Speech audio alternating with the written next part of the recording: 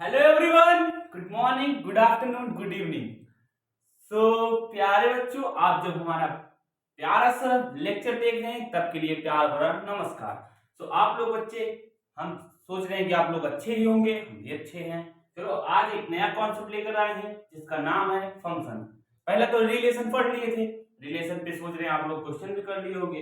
अगर आपको एनसीईआरटी का या कोई और क्वेश्चन चाहिए तो बताइएगा, बाकी हम पीवाईक्यूज जेई का वो लास्ट में करवाएंगे। आप या उसका सेट थ्योरी का तो नहीं करवाए थे, करवाएंगे, उसका भी करवाएंगे और ये वाला का साथ, क्योंकि थोड़ा कॉन्सेप्ट मिक्स करके क्वेश्चन आता है इस वजह से। तो बच्चों, आज हम एक ऐसा टॉपिक पढ़ने वाले हैं जो बहुत इंटरेस्टिंग है। क्या है? बहुत इंटरेस्टिंग है। तो आप मेरे प्यारे दोस्तों, चलो पढ़ते हैं। इसका नाम है फंक्शन। क्या लिख लेते हैं? फंक्शन।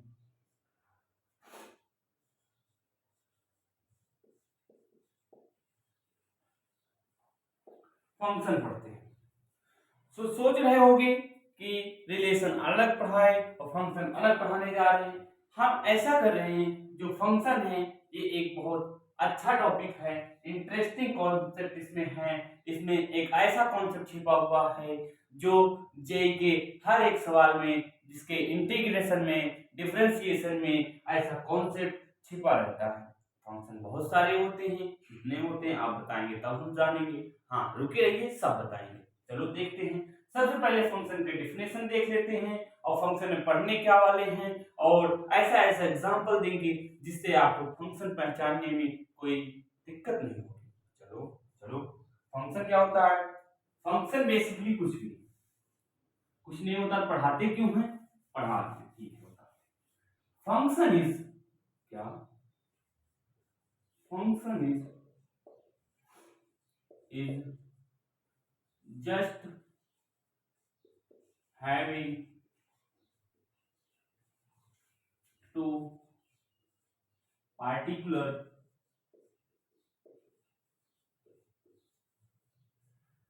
characteristics. क्या? कैरेक्टरिस्टिक।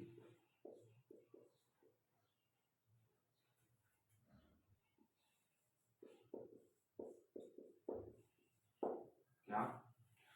कि इसके अंदर दो कैरेक्टरिस्टिक्स, कौन कौन सी वो भी बताएंगे, बस आप बने रहें।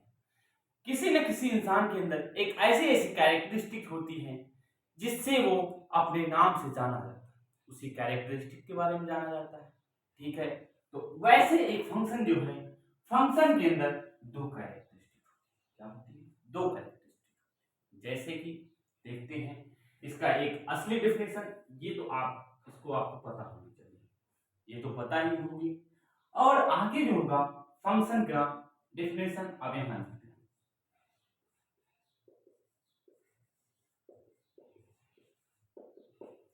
डेफिनेशन मार्कर बदल लेते हैं। लेट टू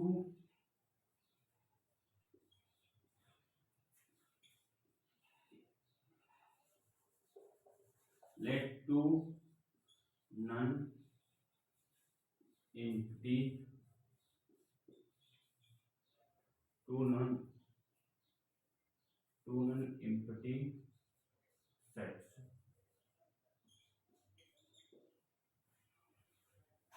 दो ऐसा एम्प्टी सेट जिसका नाम है let two A and B non empty set. Empty set तो बताया था ना, लेकिन यहां पे हमको क्या अज्यूम करना होगा? Non empty set. Let assume, यहां पे अज्यूम भी लिख सकते हो। Let assume two non empty sets जिसका नाम है ए एंड बी। ठीक है, इतना तो पता होगा। और उसके बाद कहते हैं, ये वाला मार्कर मेरा दिख रहा है कि नहीं, देख लेते हैं। हाँ, खूब बढ़िया दिख रहा है, एकदम मस्त दिख रहा है। चलो, एकदम मस्त दिख रहा है। Let assume two A and B non empty sets a function from a function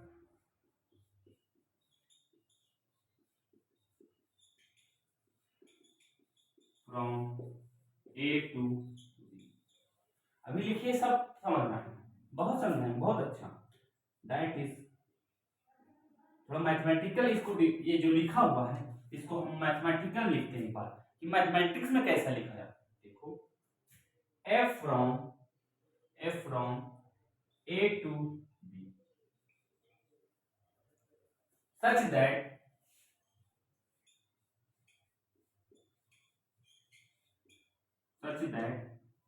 पहला a, all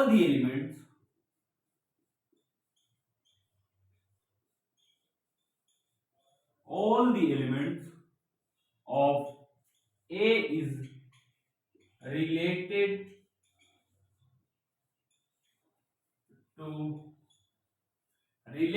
to elements of b।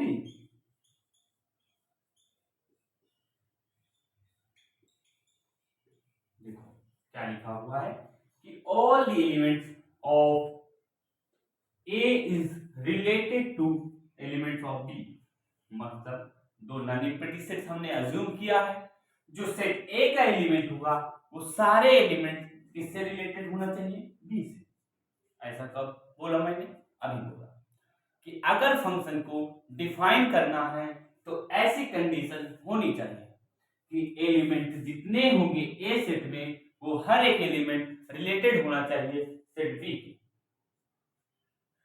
B के एलिमेंट से। ठीक है, सेकेंड कंडीशन क्या कहती है, सेकेंड कंडीशन यहां दिखेगी या नहीं मुझे नहीं पता है, लेकिन ऊपर लिख देते हैं। ठीक है, ऊपर कहां लिखे भैया, यही लिख दो।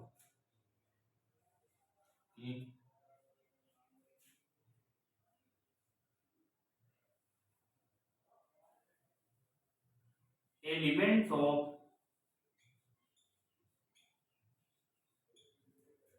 ए is not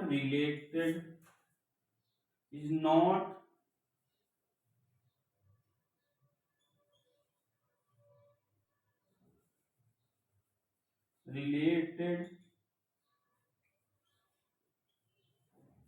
more than one element of B। दिख रहा है, एक बार देख लेते हैं, अगर दिख रहा हो तो अच्छी बात है। दिख रहा है, ये थोड़ा सा नहीं दिख रहा है, इसको हम सही करते हैं। ये जो नहीं दिख रहा है थोड़ा ऐसे ऑफ B। देखो, अब फंक्शन की यही डिफिनेशन पूरी चेंज हो जाती है। चेंज मतलब यहां से अगर ये कंडीशन और ऊपर वाली कंडीशन फॉलो नहीं करती है तो आपका कोई सेट फंक्शन नहीं है। तो मेरे प्यारे बच्चों, आप समझिए हम क्या कहना चाहते हैं। अभी ऐसा ऐसा एग्जांपल लेकर समझाएंगे कि आप लोगों को हंसी भी आएगी। हंसी क्यों आएगी, पढ़ रहे हैं तो हंसी क्यों आएगी, नहीं हंसी वैसे नहीं आएगी, हंसना मना है।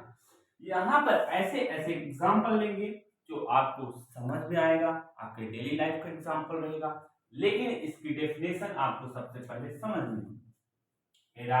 Let assume two A and B non empty sets. कौन से सेट होना चाहिए, non empty sets. Means empty set आप जानते हो जिसके अंदर कोई एलिमेंट नहीं होता है, लेकिन हमको यहाँ ऐसे एलिमेंट अज्यूम करना होगा जिसके अंदर एलिमेंट होना चाहिए। ऐसा एलिमेंट नहीं, ऐसा सेट अज्यूम करना होगा जिसके अंदर एलिमेंट प्रेजेंट होना चाहिए। चाहे एक एलिमेंट प्रेजेंट हो, चाहे दो एलिमेंट प्रेजेंट हो, चाहे तीन एलिमेंट। ये कंडीशन फॉलो करनी चाहिए। अगर नॉन एम्प्टी सेट होगा तभी फंक्शन डिफाइन होगा, बाकी डिफाइन नहीं होगा। तो चलो देखते हैं। फिर कहता है a function from A to B. क्या कहता है कि फंक्शन जो है ए से बी तक, कहां तक, ए से बी तक, ए से बी तक, that is from A to B, कहां तक, ये जो है यही जो लिखा हुआ है इसको मैथमेटिकल में टर्म में मैं रिप्रेजेंट कर दिया हूं। चलो, such that all the elements, ये कंडीशन मस्ट बी फॉलो। ये दोनों कंडीशन जो होगी आपको फॉलो करना पड़ेगा, तभी आप फंक्शन को पहचान पाएंगे और किसी को पहचानवा पाएंगे, मतलब अपने सहपाठी को बता पाएंगे। जैसा कि जैसे हमको कोई टॉपिक आ रही है, हमको थोड़ा शेयर करना चाहिए। शेयर मतलब अपनी नॉलेज को जब तक शेयर नहीं करोगे तब तक आपकी नॉलेज बढ़ेगी नहीं, ऐसा मेरा मानना है। तो आप ऐसे कॉन्सेप्ट को पढ़ करके अपने दोस्तों को बताया करिए। फिर देखते हैं कि all the elements of A is related to elements of B. क्या होने चाहिए? एलिमेंट्स ए के अंदर जितने होंगे वो रिलेट करना चाहिए सेट बी के अंदर जितने भी एलिमेंट होंगे। जरूरी नहीं है, यहाँ कोई नहीं लिखा है, एवरी एलिमेंट नहीं लिखा हुआ है, लेकिन रिलेटेड होना चाहिए सेट बी के एलिमेंट्स। सेट बी क्या है? सेट बी भी एक नॉन एम्प्टी सेट है और सेट ए भी नॉन एम्प्टी सेट, मतलब उसके अंदर भी एलिमेंट होगा और उसके अंदर एलिमेंट होगा, लेकिन सेट ए के अंदर जो होगा जितने भी एलिमेंट है, यहाँ लिख उठा है और क्या है? All the elements. यहाँ कोई ये नहीं है कि ए में कोई भी एलिमेंट छूटे, नहीं, क्योंकि यहाँ हमने और लिख दिया। ऐसा हमने डी में नहीं लिखा हुआ है कि जितने भी एलिमेंट बी में है वो रिलेट करना चाहिए ए में, ऐसा कहीं नहीं लिखा। ठीक है, तो चलो देखते हैं elements of A. Second condition कहती है elements of A is not related to more than one elements of B. Of B मतलब सेट बी। ठीक है, तो ऐसा कंडीशन कहना है, इसका कहने का मतलब यही है कि सेट ए में जितने एलिमेंट हैं वो एक एलिमेंट दो एलिमेंट से रिलेटेड नहीं होना चाहिए, मतलब मोर देन वन। एक से हो सकते हैं लेकिन दूसरे से नहीं हो सकते। अगर हम इसके साथ हैं तो इसके साथ नहीं हो सकते हैं, सिर्फ ए के साथ रहेंगे, नॉट अ बी। ठीक, इसका मतलब ये है। चलो एग्जांपल लेंगे तो बहुत अच्छा समझना है। चलो इसको इरेज करना है तो आप लोग लिख लीजिए, नहीं तो इसको थोड़ा सा स्क्रीनशॉट ले लीजिए, अभी जब टाइम पाना तो इसको लिखिए। लेकिन अगर हमारे साथ साथ लिखते चलोगे तो बहुत बेहतर समझना है, बहुत। ठीक है, चलो इरेज करते हैं। लो भाई इरेज कर देते हैं। एग्जांपल लेना पड़ेगा। ये तो इरेज ही नहीं हो रहा है, ऐसे इरेज क्यों नहीं हो रहा है? कपड़े से होगा।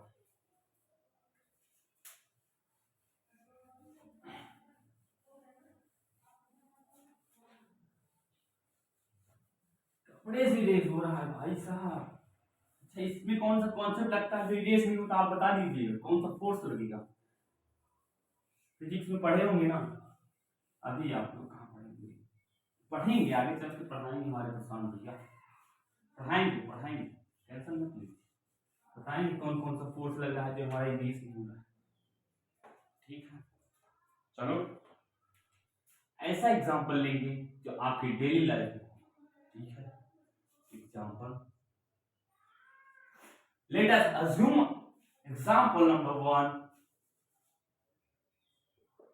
आपको हम बताएंगे ऐसा ऐसा एग्जांपल लेंगे, जैसे ग्राफिकल में एग्जांपल ले लेंगे, ग्राफ से आप रिप्रेजेंट करेंगे कैसा वर्टिकल लाइन टेस्ट रहेगा जिससे आप फंक्शन को पहचान पाएंगे। ले लेते हैं, let us assume two non empty set.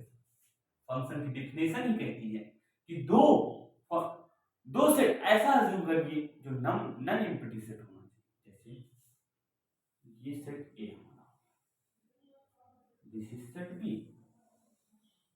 ठीक, this is set A, this is set B. देखो ये राम है, ठीक है, राम, दिस इज श्याम,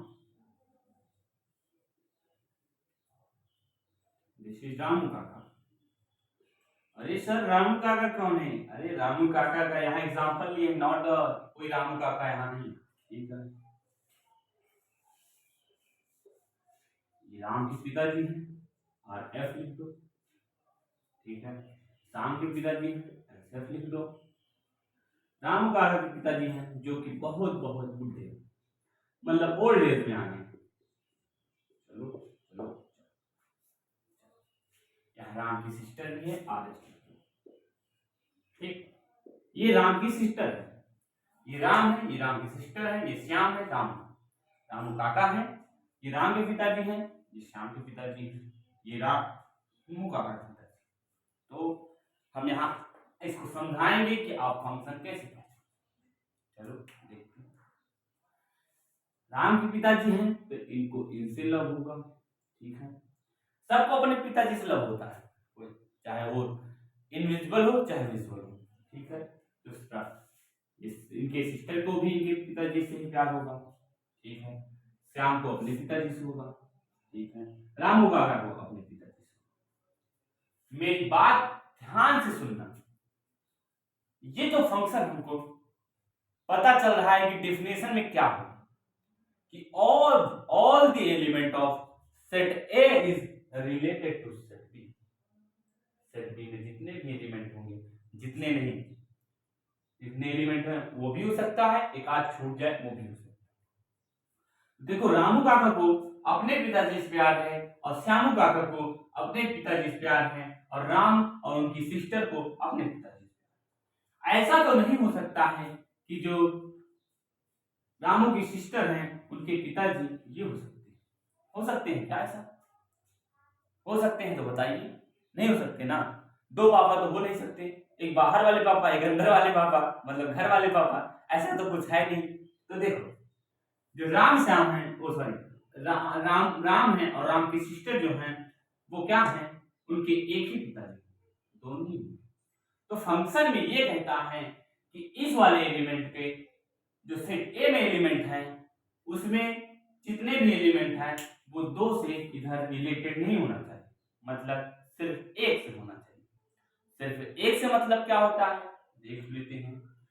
जो ये राम की सिस्टर हैं उनके पिताजी भी राम के पिताजी ही होंगे, श्याम के पिताजी तो होंगे नहीं, श्याम के पिताजी तो होंगे नहीं, यही होंगे इनके फादर और राम के फादर जो सेम है, क्योंकि ये दोनों भाई बहन हैं, बोथ आर ब्रदर सिस्टर।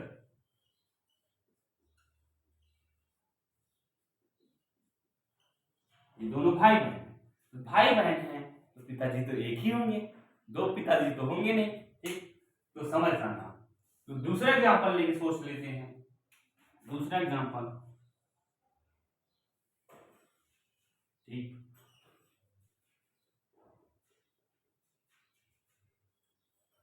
ए ले लो, बी ले लो, सी, डी, ई, ठीक। ये सेकेंड एग्जांपल नंबर 1, ठीक। तो ए की शादी हम डी से करवा,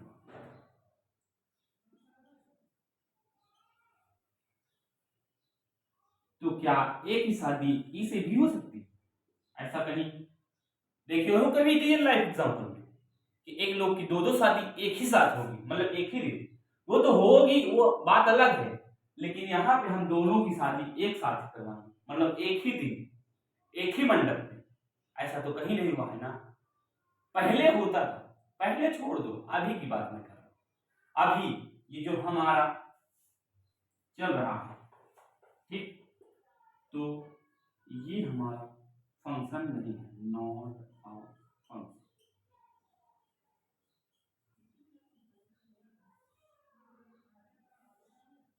ये नॉट आवर फंक्शन, ठीक। एग्जांपल नंबर 2 में देखो ये कंडीशन, ये सब याद रखिए रहना, इधर का सारे एलिमेंट रिलेटेड होना चाहिए उससे, और यहाँ के एक एलिमेंट, यहाँ दो एलिमेंट से रिलेटेड नहीं होना चाहिए। ये तो हमारा बेसिक कॉन्सेप्ट कहता है, ये तो आपको आना ही चाहिए भाई। अगर नहीं आ रहा है तो यही लेक्चर थोड़ा पीछे करके देखो ना, देखो तो समझ में आएगा, समझ में आएगा, बहुत अच्छा समझ में आएगा। बढ़िया समझा रहा हूँ, बढ़िया तो समझा ही रहे हैं, अच्छा अच्छा एग्जाम्पल लेंगे तो समझेंगे ही ना। अच्छा, जब तक ऐसा एग्जाम्पल लेंगे नहीं तो आप लोग समझेंगे कहाँ? कहोगे कि बोरिंग लेक्चर है। बोरिंग क्या होती है सर? बोरिंग कुछ भी नहीं होता है बेटा, पहले घर पढ़ लो। चलो देख लेते हैं तीसरा नंबर, एग्जाम्पल नंबर 3,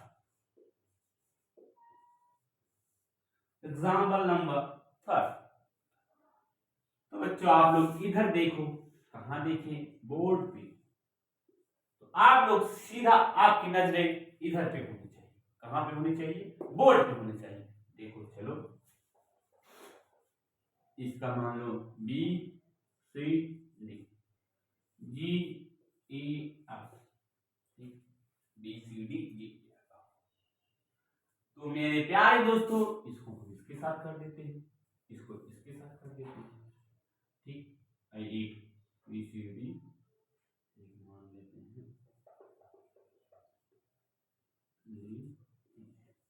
इसको इसके साथ कर देते हैं।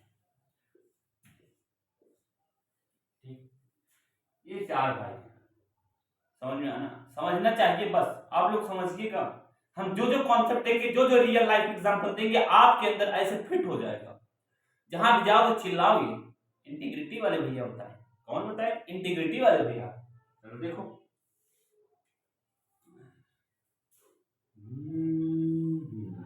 ये चार भाई, ठीक है, चारों की शादी हो रही है।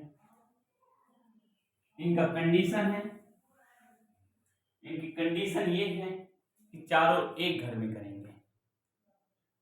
समझ रहे हो? समझ रहे हो ना? तो समझिए, ये फोर ब्रदर्स, चारों ब्रदर्स की ये कंडीशन है कि वो चारों भाई अपनी जो शादी करेंगे एक घर में करेंगे। ठीक है, जिसके यहाँ शादी होगी वो चार बहन होनी चाहिए। ठीक, एक के साथ होगी, सी की ई के साथ होगी, डी की एफ के साथ होगी।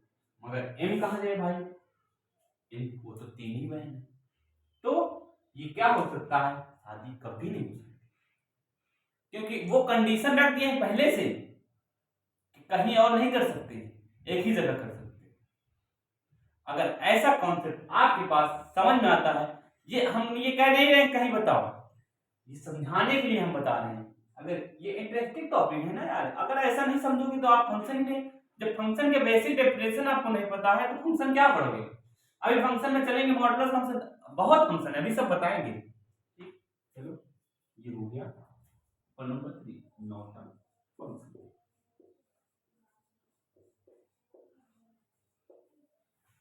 चलो ये फंक्शन लिख लो। यहाँ तक समझ में आ गया होगा तो कमेंट में कर दीजिएगा जी भैया साहब समझ में आ गया। चलो देखते हैं आगे, इरेज करते हैं। इरेज करें, समझ गए हो तो इरेज कर लेते हैं। थोड़ा देख लेते हैं, सब कुछ बढ़िया दिख रहा है, आप लोग लिखिए, उसके बाद हम इसको इरेज करते हैं। इरेज करने के बाद फिर से अगला टॉपिक बताएंगे, मतलब कॉन्सेप्ट बताएंगे, जिससे आप सेंटर को, एक मिनट कोई आया है क्या? चलो समझ में आ रहा है, जो आया था वो चला भी गया। चलो देखते हैं आगे, ये समझ में आ गया ना? तो इसको इरेज करते हैं। इरेज करने के बाद फिर अगले ऐसे एग्जाम्पल लेंगे जिससे आप समझ जाएंगे। ठीक है, अब की तो टेस्ट लेंगे। कौन सा टेस्ट? कैसा टेस्ट? कहाँ का टेस्ट? अरे भैया यहीं का, जो हम पढ़ रहे हैं ना, इसी का टेस्ट लेंगे। वो वाला टेस्ट नहीं जिसमें मार्क्स है। टेस्ट का नाम है वर्टिकल लाइन टेस्ट। कौन सा टेस्ट? Vertical line test. चलो लिख लो, ग्राफ से ऑब्जर्वेशन लिखें।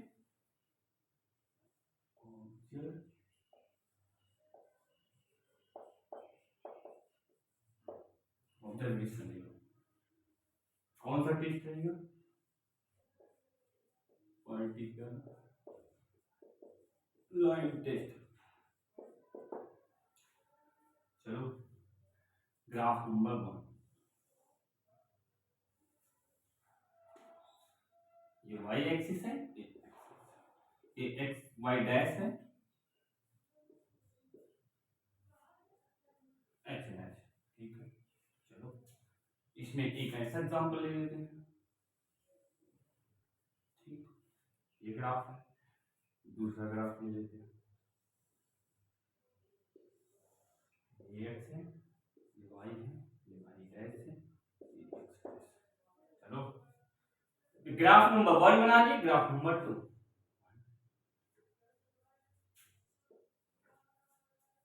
ठीक, इसमें ग्राफ ले लेते हैं। पैराबोला। कौन सा बोला? पैराबोला। एक दिन आपको हम एक ऐसा ऐसा ग्राफ ट्रांसफॉर्मेशन लाएंगे ना, या आप लोग कहोगे कौन आया था, कहां से आया था, क्या पढ़ा है। बहुत अच्छा पढ़ाएंगे, बहुत अच्छा। ग्राफ ट्रांसफॉर्मेशन तो मेरी इतनी अच्छी टॉपिक है ना, मेरे लिए ग्राफ ही पढ़ते रहो पूरे साल तो मैं पढ़ता रहूं। चलो दिखाओ, दिखाओ इसको। ये टेस्ट आया कैसे? आया कैसे और क्यों इसको देखा बताओ। यहां एक पार्टिकुलर x की वैल्यू ले लो, x की वैल्यू पार्टिकुलर ले ली यहां से यहां तक, ठीक। वर्टिकल बोला है, वर्टिकल खींच दो, लाइन खींचो, खींच दिया। अब देखो इसी x की वैल्यू पर y की वैल्यू कितनी आ रही है, this is y1 and this is also y2, this is y3, ठीक। हमने एक बेसिक डेफिनेशन में बताया था कि जो x की वैल्यू होगी वो 1 हो सकती है, 1 से ज्यादा नहीं हो सकती। तो x की वैल्यू यहाँ पे 3 आ गया, तो this is not a function,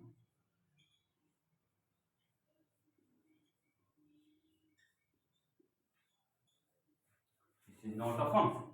ऐसे सेकंड में ले लो, एक पार्टिकुलर x की वैल्यू ले लेते हैं, मान लो x हो गया, ठीक।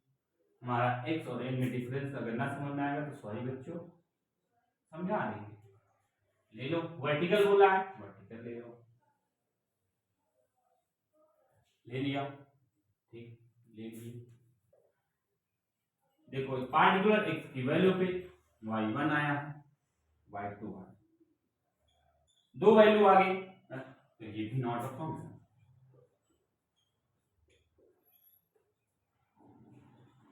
ऐसे देखा तो आप लोग चेक कर लीजिएगा वर्टिकल लाइन लगा करके, ठीक है। दो वैल्यू नहीं आनी चाहिए बस, ठीक। फिर उसके बाद तो आगे देखिए, चलो लिख लो, बना लो, उसके बाद इसको इरेज करते हैं, अगला कॉन्सेप्ट लाते हैं, ठीक है। इरेज कर दें,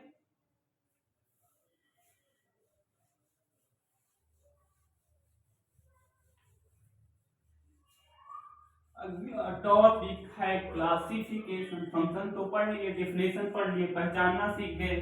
अब आएंगे अगला टॉपिक जिसका नाम है क्लासिफिकेशन ऑफ फंक्शन, मतलब यही कि टाइप्स ऑफ फंक्शन। सही से रेस नहीं हो रहा, सॉरी बच्चों, सॉरी सॉरी। देखो क्लासिफिकेशन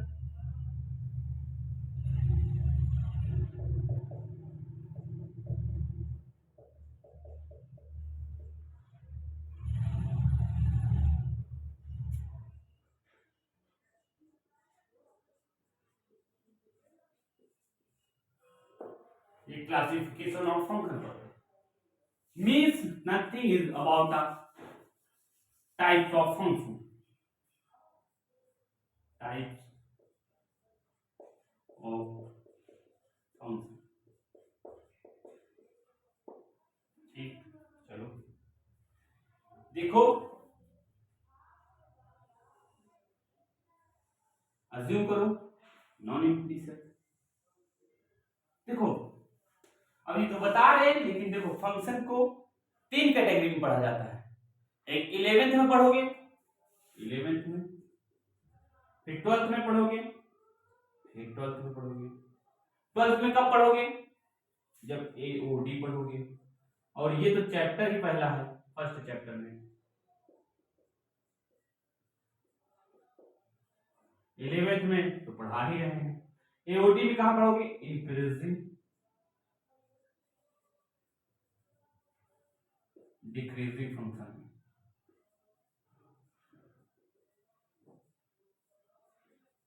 वहां पढ़ोगे। और 12th का थोड़ा सा हिंट दे देते हैं, जैसे 1 2 3 4 5 6 7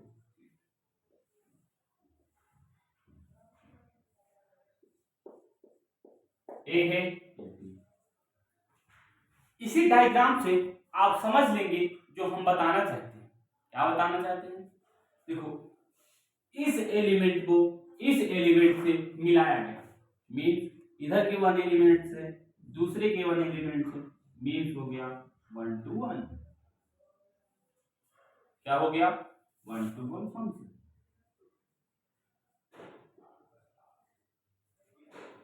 ऑन टू मतलब होता है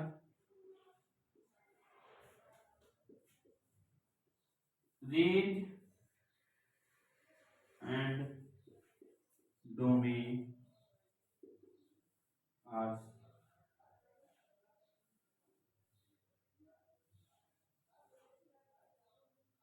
equal,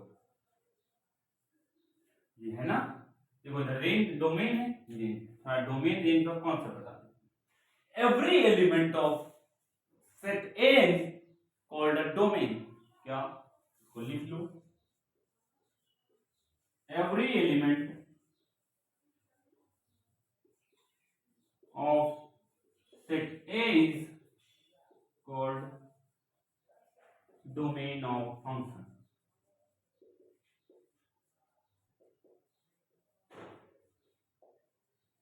And second is, what is range?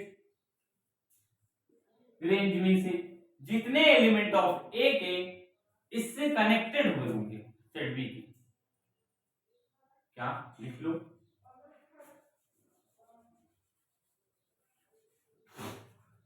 पहले ये देख लो, every element of set B is called codomain of function. ठीक, every element of set B is called codomain of function. ठीक है,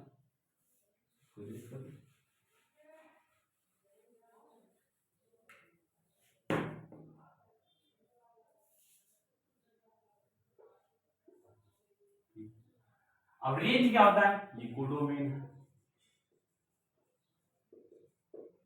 ठीक, कोडोमेन हो गया।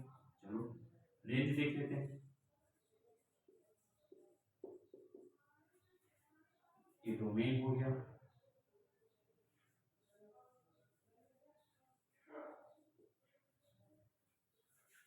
रेंज,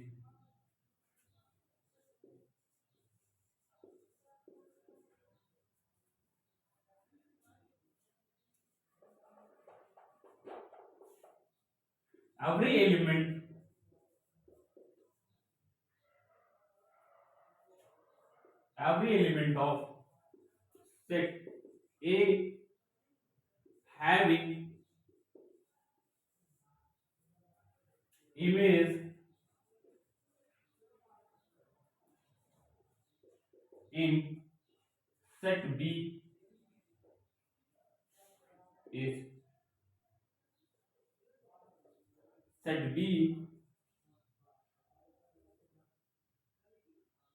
B element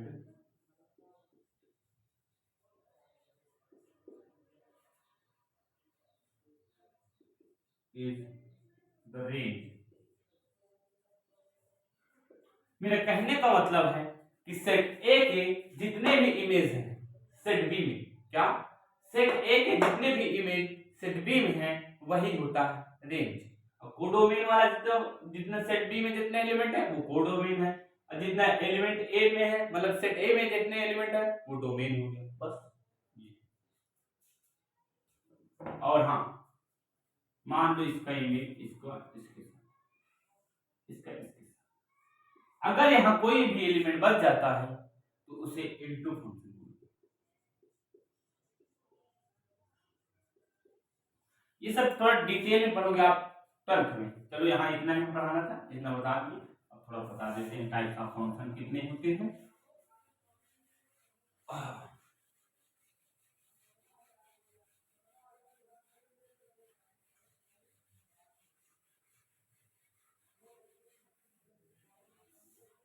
फर्स्ट है, ले लो, फर्स्ट फर्स्ट क्या है, identity function.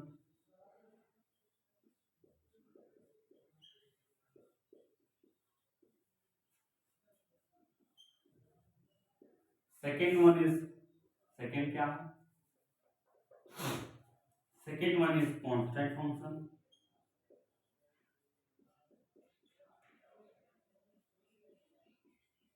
And third one is polynomial function.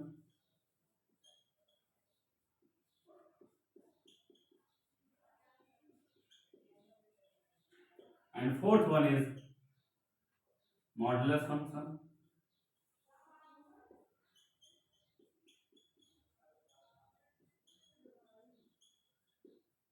Fifth one is greatest integer function, GIF, and sixth one is fractional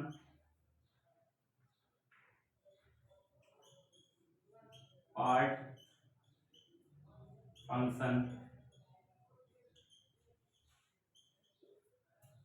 six हो गया। Seventh one is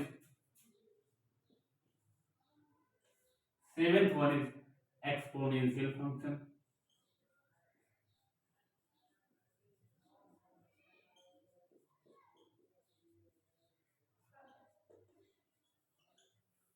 eighth one is signum function,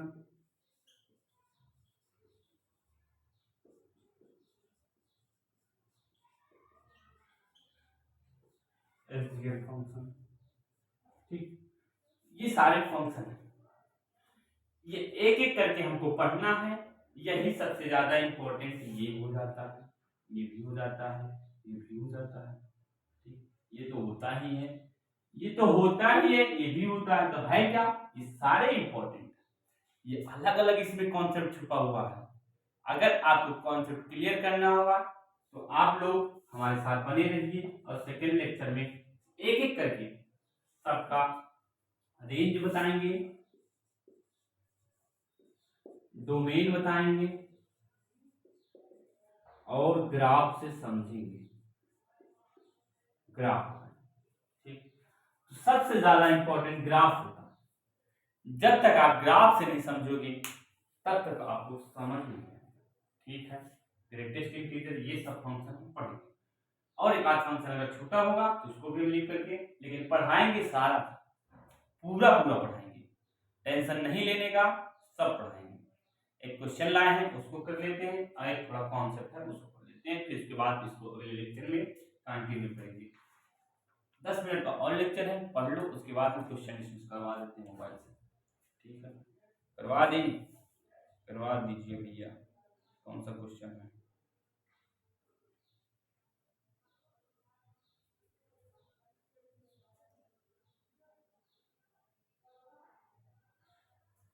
एक function तो छूट ही गया जो most important है, logarithmic function.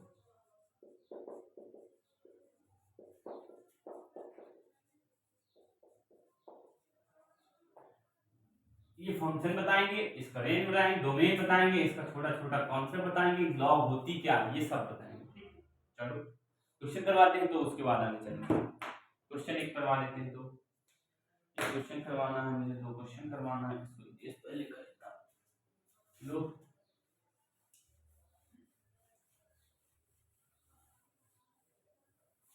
ये ऐसा मार्कर है जो इरेज नहीं हुआ है, डस्ट से बड़े सीरियस करना पड़ रहा है। सॉरी सारी काहे बोलते रहते हो भैया, गलती तो सबसे होती रहती है। अरे मेरे से कौन सी गलती होगी बच्चों, कुछ नहीं, कुछ नहीं।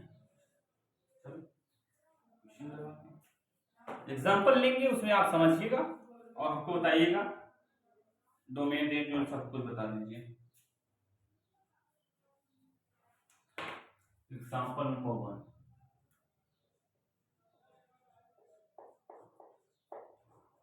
एग्जाम्पल 1 क्या कहता है कि f from a to b, ऐसे लिखा करिए कि वो वर्डिंग में मत लिखा करिए क्योंकि आप मैथ पढ़ रहे हैं। f from a to b where a equal to -1 1 2 and b is equal to 149।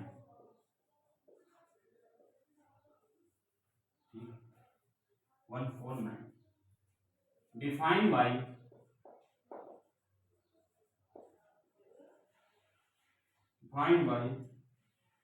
Function दिया गया है f of x is equal to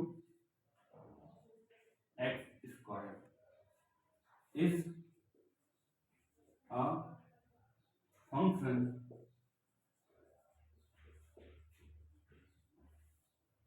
for which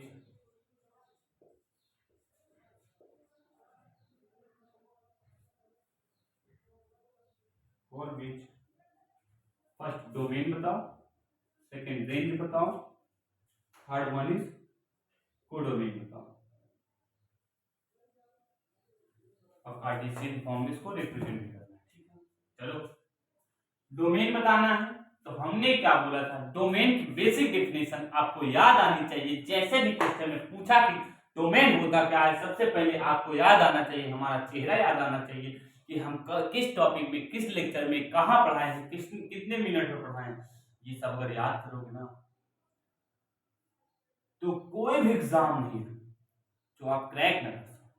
चलो देखो, डोमेन हमने एक ऐसी डेफिनेशन बोली थी जिसका डेफिनेशन है every element of set A is called a domain. ठीक है, डोमेन लिख लेते हैं। डोमेन क्या हो जाएगा, -1, -1। रेंज क्या है, रेंज हमने क्या बोला था कि जितने भी एलिमेंट ए में हैं, क्या जितने भी एलिमेंट ए में हैं उनकी जो इमेज होगी, क्या होनी चाहिए, सेट बी में जो इमेज होगी उसको बोलेंगे रेंज। तो रेंज पहले इमेज निकालनी पड़ेगी पहले, लेकिन कोडोमेन लिख लो, कोडोमेन। कोडोमेन कोडोमेन मैंने बोला था, क्या बोला था, मैंने बोला था कि every element of set B is called a codomain of function. लिख लो 1, 4, 9। तो रेंज निकालना है, रेंज निकालने के लिए ये बनाओ, ये बनाओ, ए बी, ए में जो एलिमेंट है उसको लिख लो 1, सेकेंड में 1, 4, 9। फंक्शन क्या कह रहा है, ये दिया है defined by function f of x is equal to x square. तो कहाँ निकल रहे हो भैया, कहीं निकल रहे मत निकलो, एफ ऑफ एक्स। तो आप पहले -1 रखो, एक्स की वैल्यू -1 रख दिए, 1 का स्क्वायर हो गया, दिस इज इक्वल टू 1। तो ये इसके साथ चल, अब 1 रख दो,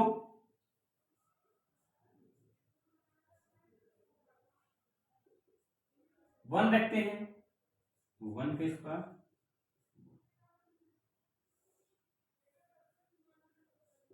अब 2 रखते हैं, 2 का स्क्वायर 4।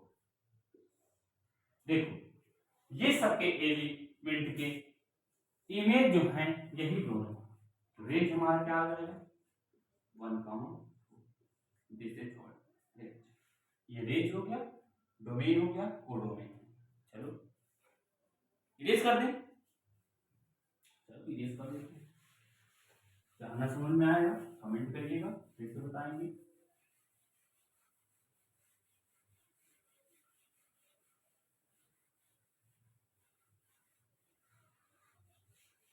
क्वेश्चन देखते हैं, कोई और एग्जांपल को देख लेते हैं।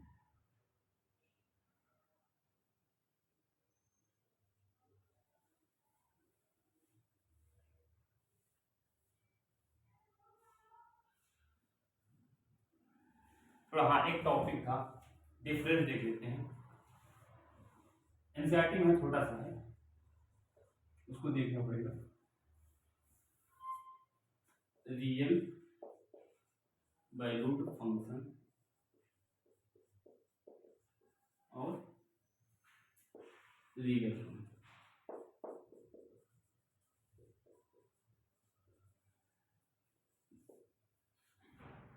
इसकी पहले डेफिनेशन देख लिया जाए, उसके बाद देखते हैं क्या होता है। ठीक, definition, if range of the function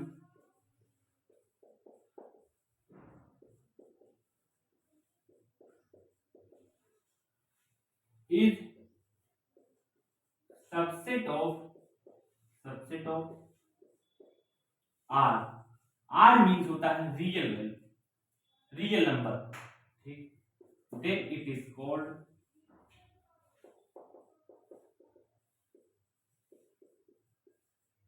real valued function.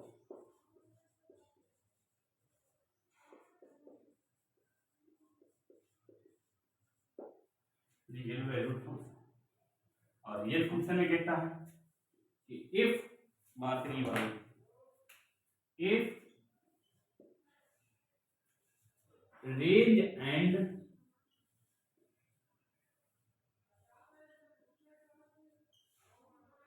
domain of function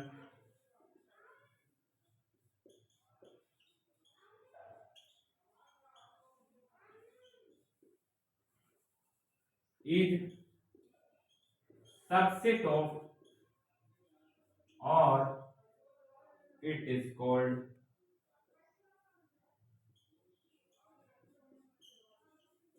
real function। देखो कहता है कि रियल वैल्यूड फंक्शन क्या होते हैं, उसको ध्यान से देखो। रियल वैल्यूड फंक्शन क्या होता है?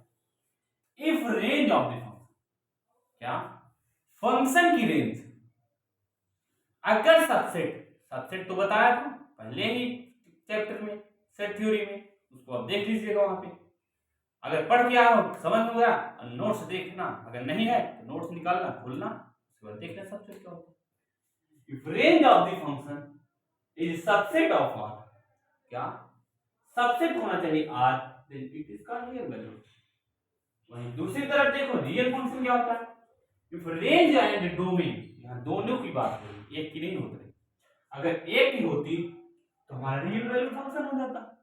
यहाँ रेंज और domain of function is subset of R, it is called a real function. Real function समझ गए, रियल वैल्यू फंक्शन समझ गए। ऐसे आप समझते रहेंगे, आप समझाते रहेंगे। अब अगले लेक्चर में हम क्या लाएंगे, अगले लेक्चर में जो टाइप्स ऑफ फंक्शन है उसकी डेफिनेशन लाएंगे, रेंज लाएंगे, डोमेन लाएंगे, और प्लस में क्या लाएंगे, ग्राफ लाएंगे। मतलब ग्राफ से कैसे आप समझ सकते हैं। देखो अगर कुछ चीज समझना है, अगर आपको ग्राफ आती है तो मैथमेटिक्स बाय बाय मतलब सर्व से निकल जाएगी खूब अच्छे से। अगर ग्राफ आप समझ लेंगे तो आपका इंटीग्रेशन में काम, ओ सॉरी हाँ, एरिया अंडर कर्व में काम देगा, और एओडी में काम देगा, मतलब हर जगह काम देता है। पैराबोला होगा उसमें भी ग्राफ आता है। तो ग्राफ का आपका कॉन्सेप्ट क्लियर करेंगे अगले लेक्चर में। हर एक फंक्शन लिखेंगे, उसके अंदर ग्राफ लिखेंगे, फिर एक ग्राफ जो ट्रांजिशन का होता है ट्रांसफॉर्म करने के लिए, वो ग्राफ हम फिर से लाएंगे। तो आप लोग पढ़ते रहिए, मचाते रहिए बच्चों, बाय बाय, पढ़ते रहिए।